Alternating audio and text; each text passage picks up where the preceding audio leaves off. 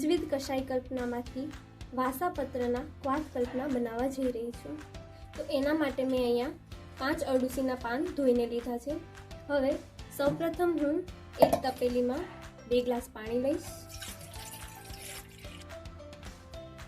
પાણી લીધા બાદ હવે આ અરડુસીના પત્તાને હું તોડીને પાણીમાં નાખીશ।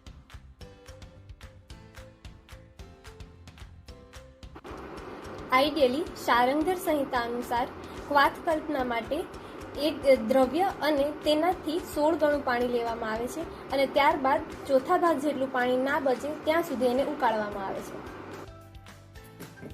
વાસા ક્વાથ બની ગયો છે। હવે આપણે એને ગાળી લઈએ।